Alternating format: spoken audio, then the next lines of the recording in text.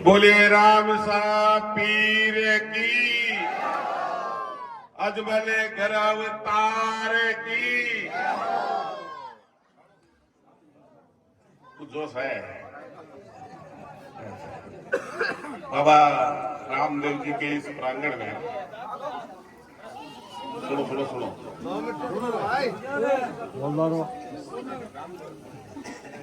प्रांगण में आज हम इस शानदार मंदिर के दर्शन हुए।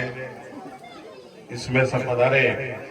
हमारे बीच में आपकी अपनी और थोड़े से वोटों से, कोई ज्यादा फर्क नहीं था, बहुत कम वोटों से, 1000-1200 वोटों का ही फर्क था। आज विधायक होते ही पता नहीं और क्या होते। संतोष जी, विनोद जी, धनराज जी, पवन जी पारिक साहब, सपन साहब, महावीर जी शर्मा जी, छोटू राम जी और जितने भी अतिथि पधारे हैं, पिता तुल्य बुजुर्गों, सबको प्रणाम करता हूं। माताओं को नमस्कार और प्रणाम। आज दसम है बाबे की। इस शुभ अवसर पर आपने हमें याद किया। हर आदमी का मन होता है कि कहीं न कहीं जाके मैं बाबे के दर्शन करूं। कोई रामदेवरा जाता है, कोई सुजानदेसर जाता है, कोई अंबासर जाता है।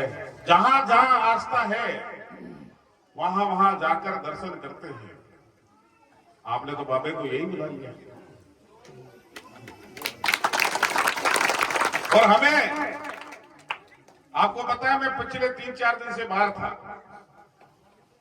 मैं द्वारका गया था, सोमनाथ जी के दर्शन भी करके आया।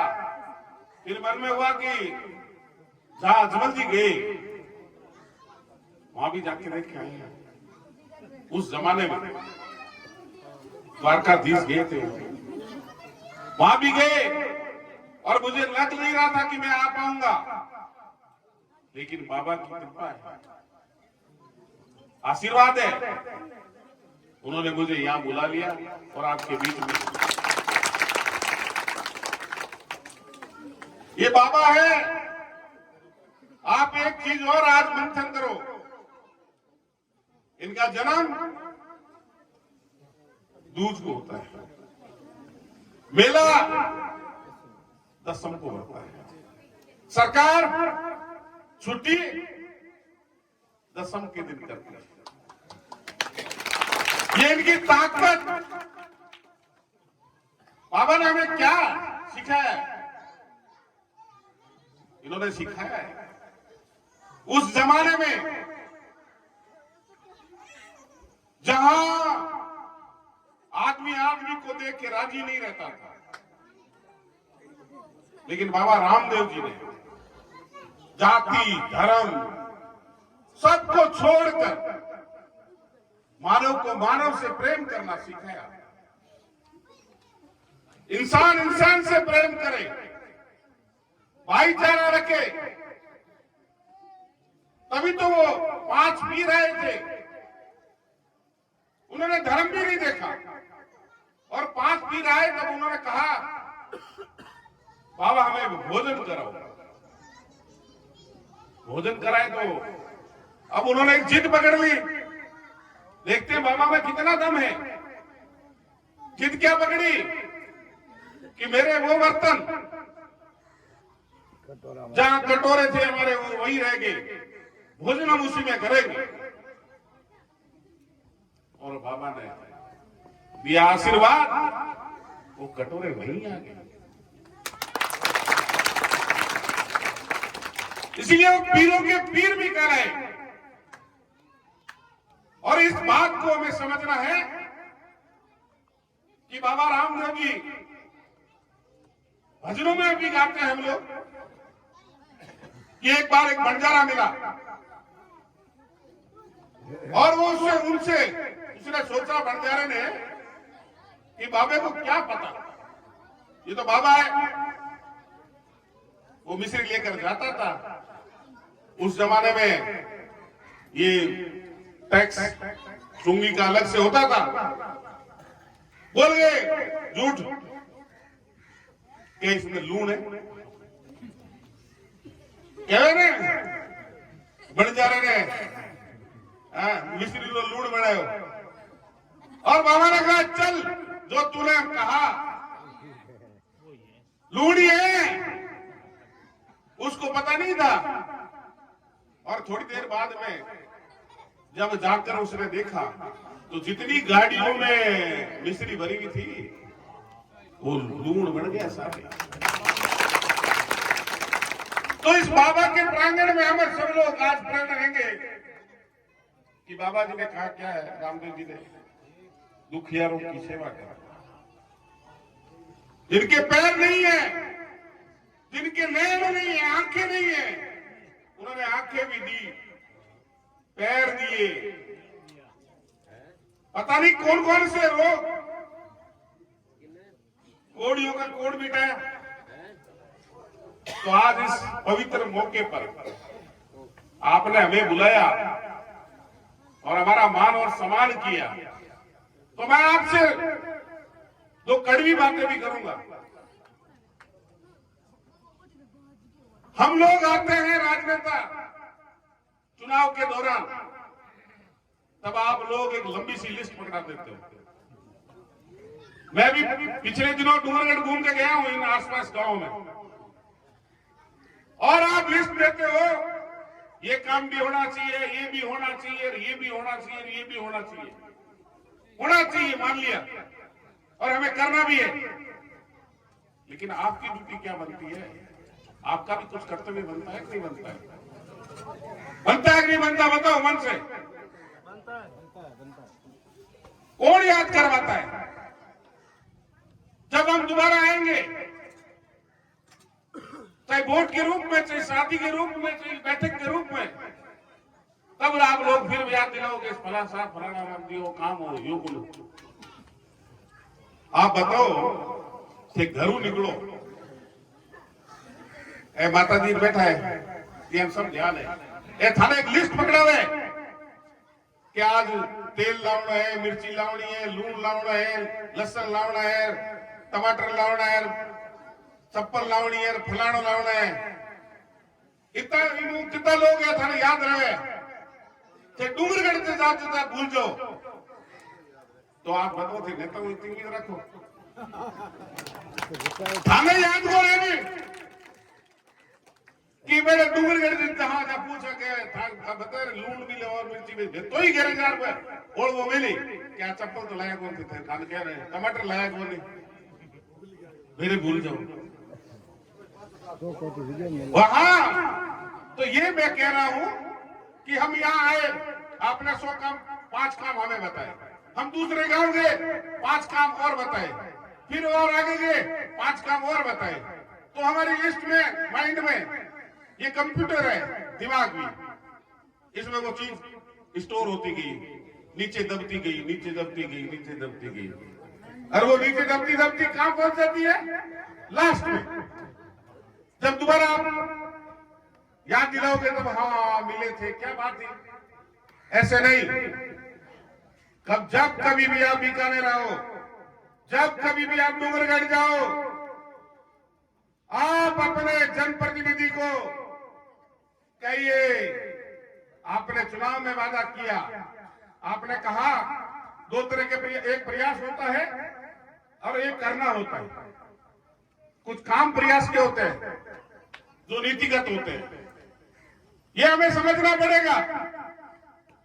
जो नीतिगत है, जो बजट से संबंधित है, उनमें कई बार समय लग सकता है, लेकिन पीछो आपा नहीं ले पड़ी, और जब पीछो ले तो सारे काम होंगे, और पीछे नहीं ले तो काम की नहीं वेला।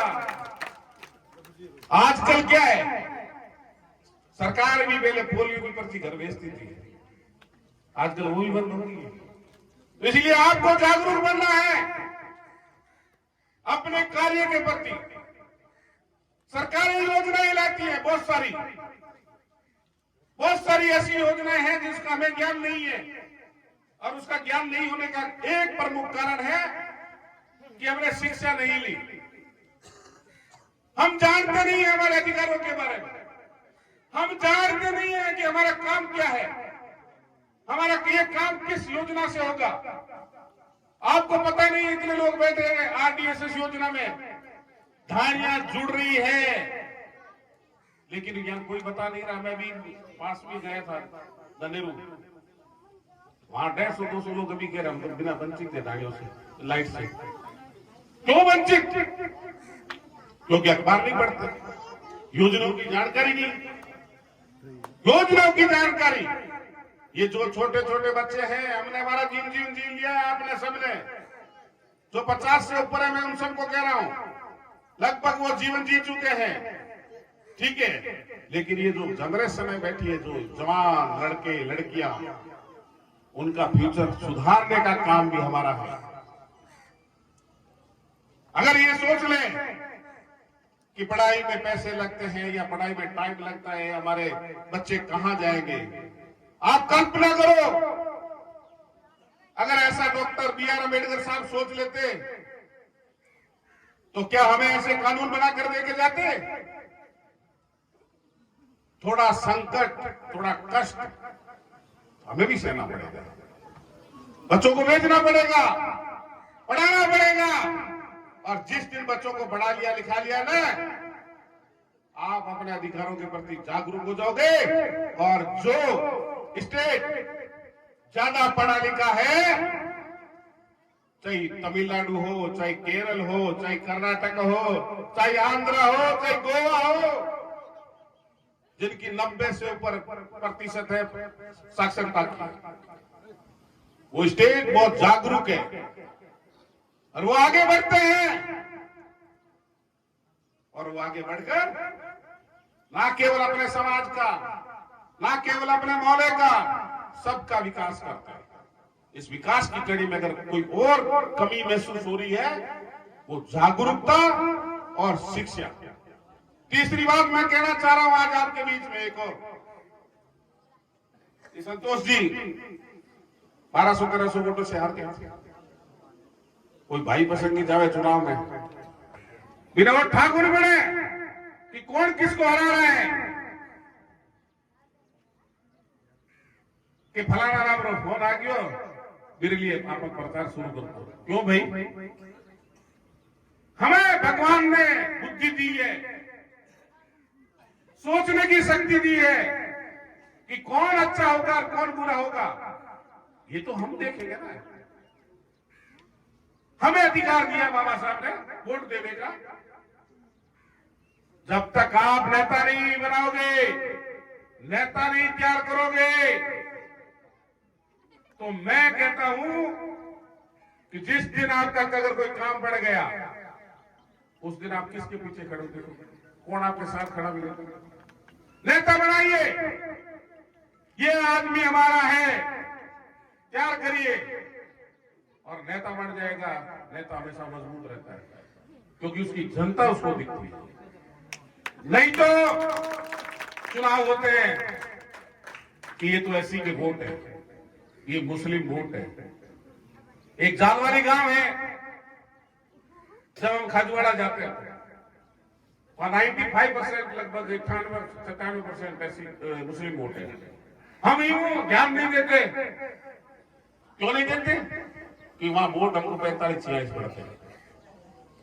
कांग्रेस वाले इसलिए ध्यान नहीं देते कि जाएंगे कहां, ये तो अपना ही है। एवड़ घनी वोट है, एवड़ में घेवाड़ियों छोड़ो दीजिए। अगर घेवाड़ियों डंगरो नहीं होने तो एवड़ इंदे जा पर जब बकरियां ने कोई ले जाए, कोई ना खा जाए, कोई नहीं खा जाए। ध्यान रखिया करो, भाई पसंद की घड़े आवे।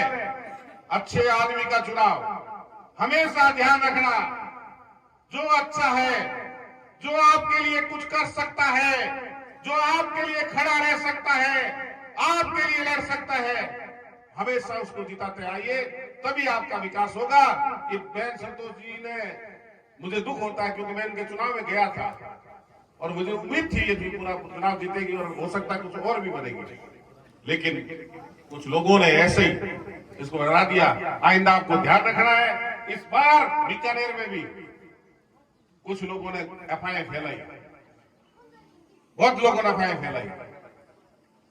आप आज से पहले आप अपने छाती की हाथ रखकर पूछ लो कि कोई केंद्रीय कानून मंत्री, कोई मंत्री बना केंद्र का? नहीं बना।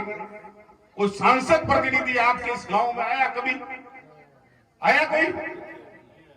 तो अच्छा प्रतिनिधि तो हमेशा आपके साथ ही रहेगा। अच्छे का चुनाव करो और बोलिए अजमल अवतार की। और एक चीज है, ये समस्या है, कभी भी कोई, मैंने लिख ली वैसे तो, कोई भी मेरे पास आ जाए, ये सरपंच साहब है या कोई भी, जब भी बीकानेर आए, अपना सांसद सेवा केंद्र खुला है। आप 24 घंटे आपके लिए, आपका ही अपना ही है। आते बस जाते इतना ही कंट्रोल है कि हमारी भी गांव की समस्या रखाई बेचार दूंगा। ठीक है, बहुत बहुत धन्यवाद। जय हिंद, जय भारत।